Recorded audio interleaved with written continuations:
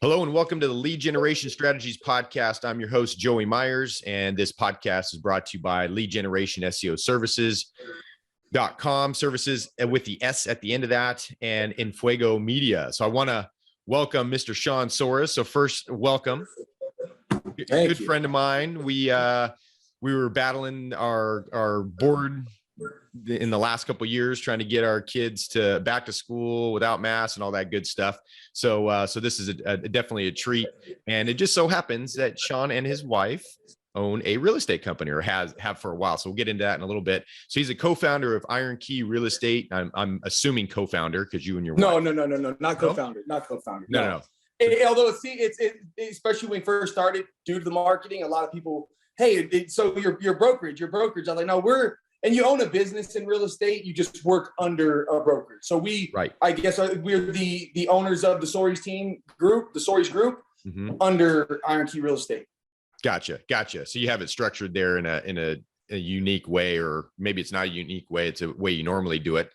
But yeah, so he's mentioned the Soares team. So the Soares and Soares is like soar, like eagle soaring, SOARES. So the SoaresTeam.com is their website. And we'll get into that a little bit more at the end. We'll let Sean go into where you can find him and all that kind of stuff. So again, thanks again for joining us, and welcome to the show, Sean. Thank you for having me. Appreciate it. So first question, tell us what you guys' company does at a high level.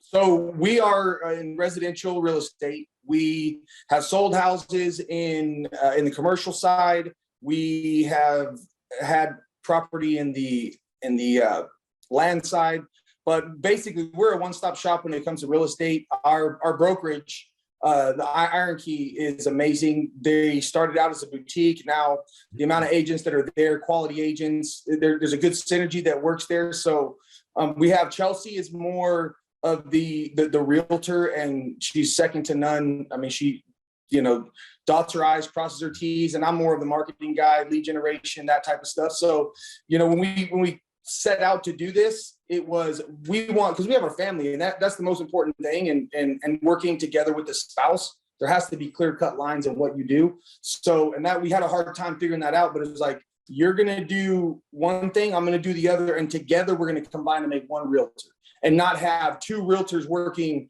in conjunction with each other, because then you have a lot of overlap. So to work at a high level, it's really checking your ego. And for me, especially being the man, a lot of times it's like, so I don't get into her lane unless she asks me, or if I do, and she doesn't necessarily agree with what I'm saying. It's like, okay, I'm just giving you my opinion, and that's all that it is. So, but mainly we do residential real estate. Mm-hmm. Yeah, Sean, I always refer to him as dragon energy. And when he says checking his ego at the door, it's not that big ego, but Sean's he brings a lot of flavor to the table, and and knows a lot, very knowledgeable, very much a go-getter. Is going to speak what's on his mind, very comfortable and confident in his decisions that he makes, and he does, he's asked feedback and all that kind of good stuff, but very, very confident in what he's doing. So which brings a question. So there are other realtors out there that are sharing the business with their spouse. So what were some of those things, those boundaries that you guys had to iron out in the beginning? Like how'd you iron that out? Basically through button heads, and it got to the point where we'd be doing the same thing together and then coming up with something. It's like, I just worked on this amount of time on this, and so did you, and now we wasted a lot of time.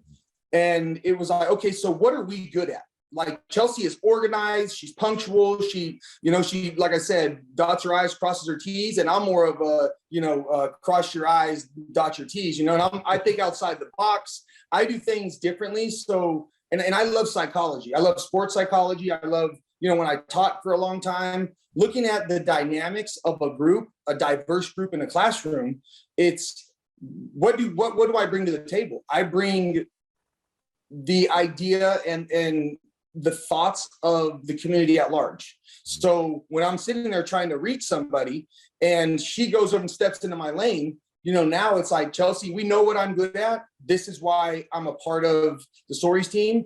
And I know what you're good at. This is why you are the head of the Soares team. Because I couldn't be the head of it because I'm so out there.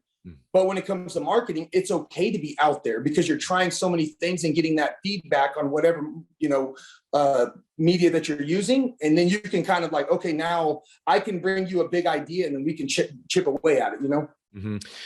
So let's go back in time a little bit to where you got to the marketing side, where you feel like pretty good creatively and all that kind of stuff. So did you study that in college? Was that your major, or was that just something in high school that was developed? Were you good just drawing? Where come from? I think that creating relationships is kind of an art form. And I've always liked to do art, as far as drawing. And I was more geometric shapes. Mm-hmm. I did like to do some shading, but, I had friends that were really good artists. And then also social media when it came out with MySpace, and then MySpace shout now out. You're dating us, dude. Now you're dating us. Right. But I looked at that. The essence of MySpace was beautiful. You got to play a song that people got to go to your page and see the essence of you. So people already knew us, that our family and friends and even like a little bit bigger school community and such. They knew us, but they knew Sean, the teacher, and they knew Chelsea, the homemaker and personal trainer. So when we first started, it was like, okay, we have to completely rebrand how people look at us. And we have to be Sean and Chelsea, the realtors, who happen to be an ex-teacher and an personal trainer, but always have that family connection. So when I started looking at, like my past, I'm like, okay, well, I had to go be a chameleon in a sense, but I always wanted to be myself. But which side of myself can I show to this group of people? So I was never, not genuine about who I was, but I had to make sure that side would come out. It's like being a warrior in a garden. You're not going to go be a savage everywhere you go, like, okay, on the football field, I can turn and switch my mentality and be a violent person. But then the instant between plays, I can go be a nice guy. I could shake your hand. I could give you a hug. I could switch it on and off like that. So with marketing is the same thing. It's, if you're presenting something, what exactly are you trying to present? Like I said, when we first started, it was about painting the new picture of who we were.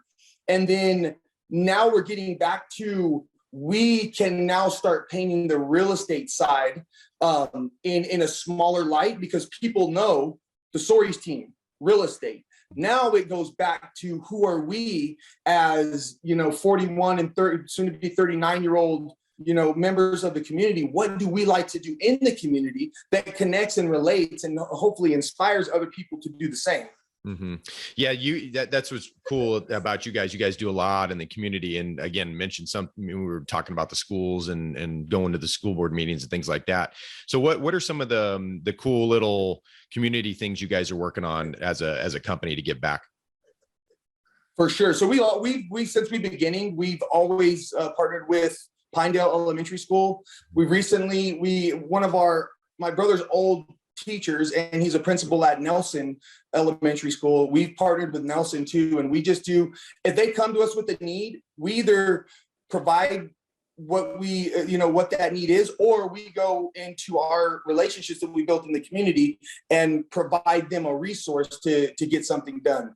But then I started probably 10 years ago. I was an arm off of the Pinedale Health Center. I became an arm for a nonprofit, which was my town. Then I partnered with this girl and we created our town. And then they wanted me to more be a CEO type, the Chelsea type of the nonprofit. And I'm like, that's not my bag. I'm more of the Pied Piper. I want to go and talk to people and get people engaged and involved. So then I resigned from that one. And then I started a ministry called the Passion Project. And that's been the latest thing that I've been working on, because I see the need we have for veterans. I see the need we have for people with disabilities, special needs people. And I see that the reciprocal mentorship that those two groups can provide to each other that can help change people's lives. And that's all I've ever wanted to do is help people. I don't really care about money. I don't care about possessions. It's like, what can I do to help people in the community? And now that I've created this, and it's more of, I can do what's on my heart to help people. I can give back now in that way, but I could also focus a lot more on the real estate side, because now that there's synergy with those. The better we do in real estate, the more money we have to fund this project over here, and it just starts to work back and forth in that way. Mm-hmm. Yeah. And that's great. Giving back contribution is one of the big things. I'm a big fan of Tony Robbins, and he talks beyond the 4 main emotional, what does he call emotional needs, or whatever it is, where you got predictable, unpredictable, love and connection, and significance. And then the other 2 that people tend to not really go into is growth and contribution, right? So I think contribution is great, especially on the real estate side. It's all based on relationship, and Yes. and building that trust, that know, like, and trust factor. I think that's great. And too, with that, Joey, the way I look at it is, what are our interests? Mm-hmm. And when you look at marketing and you look at giving back, it's easier to give back to something that you are passionate about. Like, we do we do a Fur Ball Friday, and we present a bully breed from the Bully Rescue, a bully dog, that for somebody that's up for adoption. We are passionate about our animals. We have quite a few animals of our own. Mm-hmm. We're passionate about fitness. We're passionate about the special needs community, about the veteran community, about, certain things that, how do we tie? And this is, I started kind of wrestling with this early on, is I don't want to, because of our faith, I don't want to be like, oh, look at us because of what we're doing. Mm-hmm. So I had a hard time, but then at the same time, it's not look at us, it's look at what is being done, mm-hmm. and trying to inspire others to go and do something else that they're passionate about. And it doesn't matter how small it may be. You may be helping 3 people, but guess what? Those are 3 people that weren't getting help before. So if we can inspire somebody to follow their passion, not just their profession, but follow your passion, now we start to change the community within that realm as well. And it makes it easier to go and give back, mm-hmm. for those things that you like. You get up every morning because you're passionate about it, Mm-hmm. That's a good point. Yeah, it could be as easy as going to the shelter and feeding on a Friday night or whatever. Just something, some people think, well, that's not really much, but it's a lot. I mean, like you said, you get 3 people that are being helped. If you're helping 3 people, it's 3 people that weren't helped before, Right. So bring it back a little bit to real estate. We got the rate hikes just recently. And kind of before that, I guess March was kind of when all that started, March, April.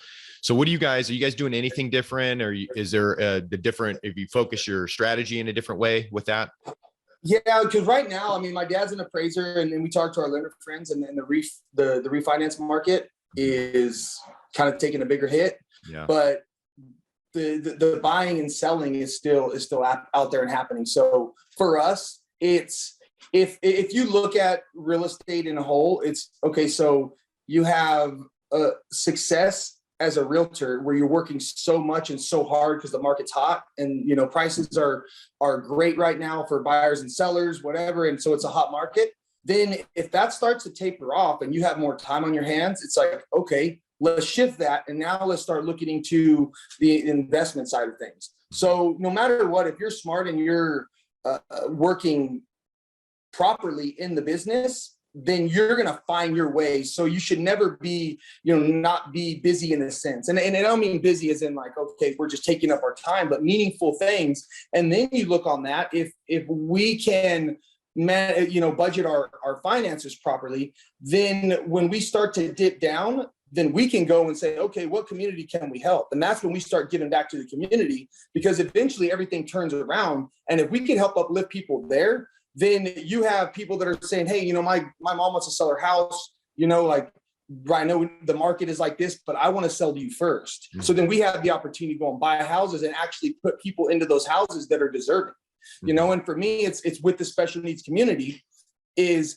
if the housing market gets to a point and we're not selling much real estate and we start buying, I want to put my special needs guys into houses and teach them how to live independently. Mm-hmm. So it all ties full circle into the real estate model. It's just which side you want to go. Do you want to go as a realtor? Or do you want to go as an investor? So either one of those sides is going to be able to be beneficial for us and people that we're helping. So again, it all comes back to how can we help ourselves, provide for our family, but also help the community at large. Mm-hmm. Yeah, great advice. When you guys buy, are you guys looking at buying residential, or are you looking at buying condos or multi, or when you guys are buying? Like honestly, it would be anything, and if the price is right. There are some people that we've talked to that might want to team up, and for me, this is one of those things. There's a couple areas like out of state buying is a possibility. Finding houses that are in areas of growth, especially college growth. And that's just something that is kind of a long play working on.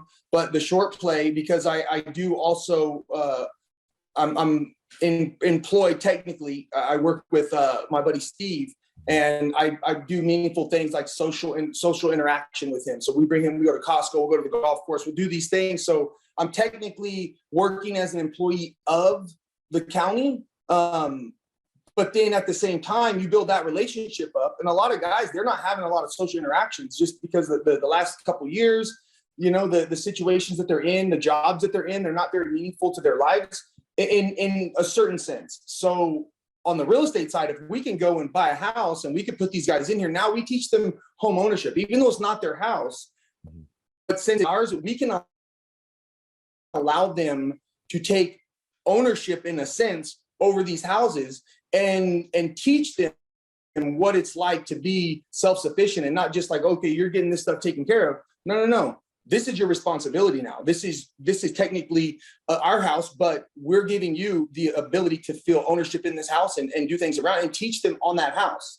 So that's kind of where, for me, it's just how can we help others and doing what's financially best. And then there's other people, because the veteran community has houses like that as well. Mm-hmm. So if we can start to connect these dots and allow these people, because you might have a veteran that comes over to this, the special needs house and hangs out there because they love being there and they love hanging out. So providing opportunities to bring people together on that real estate side is where we're really pushing for the future. Yeah, I love that, man. I love that. Yeah, Godspeed to you on those projects. Those are great things to be doing in this market and over these last few years of the stuff that these guys have been put through. So I love it. So this wouldn't be a lead generation strategies podcast if we didn't talk about lead generation strategies. So let's talk about that. We got the right guy on the line. I know she does her thing. She's got her superpowers, but yours are in this marketing side of things. So how has your lead generation strategies changed from when you guys first started, when it was Sean, the teacher, Chelsea, the physical, personal trainer, to now, to where you guys are at? So what did you guys do before? And then what are you guys doing now? Right. So before, it was everything that we did. There was a lot of lifestyle videos. It was a lot of tying everything into real estate. So there was always an undertone of real estate that was there. And then there was overtones of real estate. So it was like, okay, this is who we are, but we really had to paint ourselves like real estate. Mm-hmm. So when you look at a lot of our beginning stuff, we did some funny stuff, some goofy stuff, whatever, and it was a lot of trial and error. It's like, okay, so we really wanted to do lifestyle stuff, but at the same time, you can't do too much lifestyle because then people miss the messaging. Mm-hmm. So we did some stuff at the beginning. We did some stuff with like solar negotiators, some commercials. I was in a Harris Ranch commercial. And when that was being done, it was all being done. People were like, oh, you guys are in solar. Oh, you guys are in this. And it was like, dang, that kind of, it was luckily our faces were getting out there, but it wasn't in the proper way. Right. But now we've gotten to the point, and I don't know if you noted, like I stepped away for a little bit because we were doing the fight for the kids. Mm-hmm. And I had, and I deal with some mental health issues too, that kind of can affect my person in a sense. When I go out, I don't want to bring up that. Like I said, I have multiple, we all have different parts of our personality, but if the overwhelming one is like of sadness, I don't want to go and, put that on anybody. Mm-hmm. But so even creating these commercials, it was hard to go out there and put up something that I don't really feel that way right now. So because everything has to be genuine. Mm-hmm. Everything that we do, it has to be from the heart. It has to be genuine. So, we have some old commercials that now that I'm feeling back in that state, I can put those out because if somebody sees me on the street, they're going to get that guy. But if they see this on a commercial or on an ad on social media, but then they get me in person and they're like, wow, he's just kind of a shell of what that is. Yeah. So I've always got to make sure that we're tying in who we really are to what we're putting out there. But now that we're back in full swing, we did a little podcast that we're going to put out next week, hopefully, that is just us talking about this journey, about me fighting and posting stuff online. And people always get a snapshot of what your real life is versus what you're putting online. So you have these two different sides that aren't adding up. You have this posting like all this stuff. He has some positive, but then there was no real room for real estate in there. So it was kind of like rebranding myself, especially back in the business. But since we already have this body of work, that's going to be easy to put back in real estate now. Now that people see, okay, Sean's back, now we can start tying in. And now instead of it being like focused on real estate, we have the undertones of real estate by itself. We don't have to have the overtones anymore. So we can go and talk about fitness, right? And then we can say, how does it relate to real estate? And it could be easy. It's something as simple as, when Chelsea wakes up at 4:30 in the morning to go to the gym because she needs the energy that she has to push forward in her day in real estate. Mm-hmm. So tying in, the visual of an alarm clock, waking up, getting after it, and then boom, dressed nice, ready to start your day, right? A productive day. Mm-hmm. The other one, and so like for me as well, working with the nonprofit and going and painting that picture of, it's not Sean is doing a nonprofit and then, oh, are you in real estate anymore? It's like, no, Sean, the realtor, is working with this nonprofit to help people in this way. Mm-hmm. But then it's like, okay, so there's those two aspects, and I'm in fitness too, and that's kind of ties in, right? Because you can capture the fitness world. They're like, oh shoot, those guys, they're in really good shape, and they're in real estate. Like, there's that common ground that you build, and then each little thing that you do from the fitness group, how do you continue to build those common interests around fitness, and then every time you see one common interest, there's one common interest, real estate, second, real estate, third. And now you're tying all of these things into a person that does fitness that is a realtor, and you start to capture the audience that way. The other one is family. We had this thing before the pandemic hit, is we wanted to do, we have our little Jenga commercial that is like us around a table. Then I wanted to go a little bit bigger and us in a backyard with our friends, breaking bread around a table, eating. But then we didn't want to be out there insensitive for people to look like, oh, you guys are eating, you're not wearing masks, you're not doing this. And I'm like, so I didn't want to cut off that side of people to see us as like, you're irresponsible. Mm-hmm. So we put everything on hold. But in reality, the next phase is with friends, like in the backyard, breaking bread. That's what we do. Mm-hmm. Then the next phase is going to be with our community partners, at a local restaurant, locally owned restaurant. And now we're with the community helping. And then you go, and now we do a real estate commercial, because everyone has this built now, like, okay, look at their personalities. Then you bring the real estate commercial in. Now you have 4 commercials, right? Plus you have all these other things that were the special needs community, the veteran community, the fitness community. And you're weaving all of these storylines in together, and you have 8 different ways that you can touch on people, because now you might have somebody who loves the bully rescue that's also into fitness, that might be a veteran, that might have a brother that has Down syndrome. You just tied in 4 things, plus you touched in all these other ways. They're like, wow, that is creating who we are as people and how we are involved in the community. And it brings a meaningful way to show people, like, we're about helping and we do real estate. So who are they going to want to use? You tied in like, oh man, you go to the gym, like, oh man, I need to sell my house. Boom. Oh dude, that's Sean and Chelsea. They're pretty fit. That's cool. Mm-hmm. So you start to tie as many things as you can, and then they just revolve, and you start showing all these things, and you just constantly capture attention through all these different meaningful things. You know what I mean? Mm-hmm. Now, when you say commercial, you talking about like TV, or are you doing like YouTube, like video ads? We'll go TV. We had a contract with KC24 and 47. Then we moved into Comcast, and then using Facebook, because Facebook is still a big one, because Truth came out, but a lot of that is Twitter. I don't understand the Twitter at all. Instagram is decent just because video, you can show a video. So we're using a lot more reels Mm-hmm. And if I can convert something to a reel, then we'll put it as a reel. Mm-hmm. Just because there's a lot more opportunity to capture with video and the attention span. So I've been really working on that. But then commercials on TV, really for our generation, you're watching a football game or you're watching the golf channel and the Soares team comes on. That's a meaningful commercial. It's like, oh man, look at that. Oh, that's awesome. Like, look at the Soares team. There's another touch, because you have the touch on different things that we're doing and how we connect with community. Then we have the different modalities and the type of media that we're using with social media, with TV, with print, print, with all these things. And then you got word of mouth. Now there's so many tentacles that are spread out that can capture somebody in different ways. And that's the main thing that we're trying to do. But again, not just with real estate, it's with who we are as people. And we happen to be realtors. You know what I mean? Mm-hmm. And that's where it's different from the beginning. That's a great point. Yeah.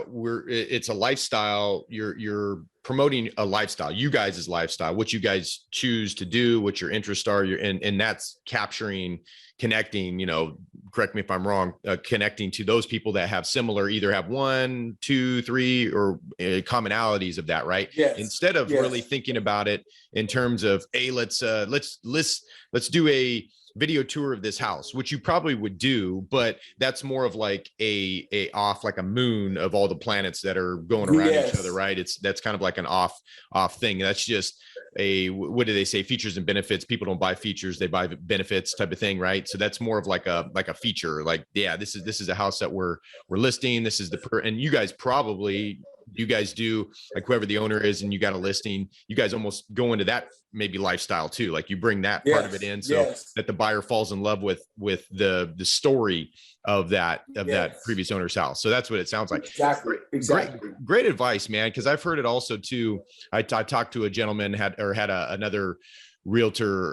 He owned a company. He was going through acquisition. He was being acquired out in Arkansas. Bright guy, big marketing guy too. And he said that we are marketers he's speaking from a realtor or broker. We are marketers. We just happen to be doing real estate. Yes. And so what you're saying is, you're adding to that, piggybacking on that, is we are lifestyle marketers and we just happen to be doing real estate. Yep. And that's where the contrast from the beginning is, we were just lifestyle people. Mm-hmm. And it was like, okay, well, what now?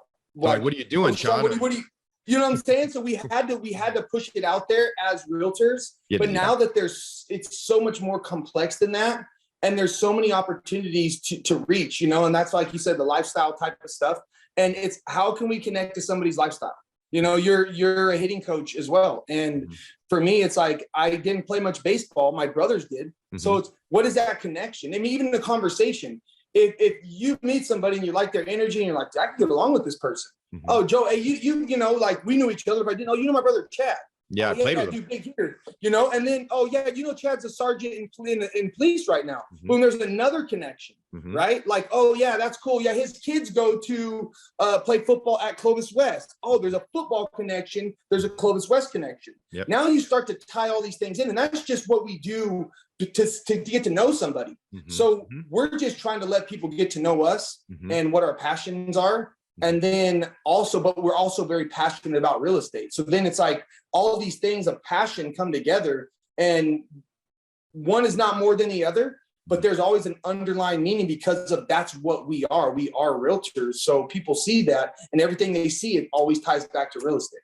And I think that some people that I've talked to are, maybe not the people that I've talked to on the podcast, the real estate people aren't per se scared, but they talk about the newbies coming in, and the newbies coming into the real estate world are afraid to take a stance in something like that. Like, they're afraid to say what they're interested in because they're afraid it's going to filter out some people that could be a payday for them, right?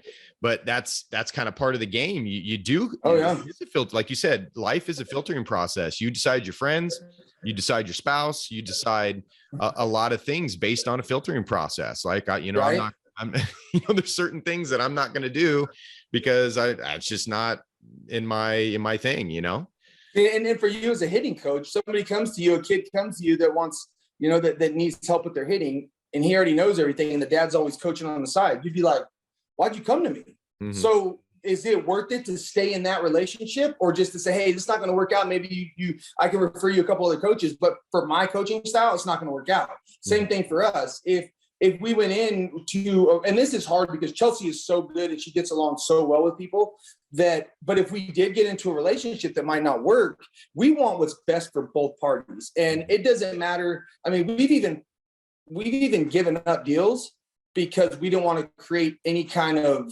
controversy. It's like, why don't you just like, that's fine. If that person's going to sell, like, they're already going to sell your house, but you want to buy with us, but it's not going to work out in this competitive market. You know what? Why don't you just go with them? And those people that we did that with, they didn't end up getting a house, but they were very, very like appreciative for what we did. And you never know what happens from that, but just doing what's right in this business and not worrying about a paycheck and not worrying about anything other than like doing what's best for your client, your potential client. That's all that matters. And it comes out in the end. But how do they know that you are that way? They could either get into an agreement with you and then get into contract with you as their realtor, and then they can see how you work, or you can show them this is who we are. Like you can bet your bottom dollar that we're always going to be, moral people, and we're always going to do what's best for our clients, and we're not going to stray from that. So if they can see that with what we do in the community, who we are as people, that we're very focused and driven in what we do in our personal lives as well as our business, then they know who they're getting right when they hire us to work for them. Right. Great point. So last question before you let people know how to find you. I always find it a fascinating question is, if somebody were coming in new to the real estate space, agent or whatnot, I know we've been over at the Mug and you've been in the middle of interviews, you and Chelsea. So how many people do you have hired on right now as agents? So the brokerage itself, I'm not sure 100%, but I think we're over 50. And my Brandon will kill me. He's like, dude, you don't even know. Like, I don't know a lot of things, Brandon. But we had just one team member. But right now it's just Chelsea and myself. Because again, like I said, the structure of real estate is the nature of it. But we have collaborations with everyone in our office. If there's questions or anything, we collaborate with a lot of people. So what would your advice be on somebody that's wanting to break right in, wanting to get hired on by the Soares team or the brokerage or whatever? What's your advice? I would say, one, just study up and know as much as you can, and learn from people, but also don't be afraid to spend. This is your business. And if you're looking to be successful at it, you have to invest in your company. It's not just going to come to you. And whether you're investing with time or you're investing with money or you're investing with whatever that is, but invest, and really start to understand that business doesn't come to you right away. It could take of hustling hard 3 months. It could take 3 years. You could be working with a client for a year and not get him into escrow, but then at the end of that year, you get him into escrow. So it's really just the grind of work, but building relationships and investing in your business is the most important thing. Great advice. All right, Sean. Well, where can people find you? Give all the goods. For sure. We're on thesoaresteam.com. We are the Soares team on Facebook and Instagram. I believe it's the Soares team.realtors on Instagram and at Iron Key Couple on Facebook. Okay. And you guys, our phone number. Oh, go ahead. 559-825-1823. Email would be Chelsea's, but CHELSEA@ironkeyrealestate.com. Okay, cool. And there was one other question I was going to, are you guys, so mostly on, you mentioned Facebook. I know you're on Facebook quite a bit. But are you guys you said a lot of time on Instagram? Yeah, but Facebook, Instagram is about the same. And that's the thing. So for our clients that know, like having that exposure, I mean, we got the 10 million views on a video that we did. It went viral, which was pretty awesome. But when our clients see that we have a reach and we can put like have a lot of viewership to what we do, that when we post, because Instagram, it's weird because you can't post a link in the thing. So if we just list a house, we put it on Facebook as a link so people can go directly to that house and see everything about it. Where on Instagram, it's more of like, here's a just listed, and then we'll have the link in the bio, or or if we go pending or just sold, we let people know like, this is the body of work that we're doing, so people know. And some people see like, oh man, we don't want to call you guys because you look too busy. It's like, we're never too busy. You know what I'm saying? Like, ever. We'll never be, because it's not busy when you're helping people. It's like, we just do what we can. And it's a grind. Sometimes, there's work to be done at 9 o'clock at night, and Chelsea cuts her hours, but if she has to get something done, she'll work late, So it's one of those things that the social media really gives us an opportunity just to share like what we're doing, like here's some accomplishments that we had. Here's something that, a review that somebody wrote about that's really nice, so those are the two easiest ways to get stuff out there. Very cool. All right, Sean. Well, thanks for making some time for us today. And Absolutely, always a pleasure Joe, to have you on and talk shop yes, with sir. you. Sounds good, brother. All right, brother. We'll see you soon. Hey, hold on.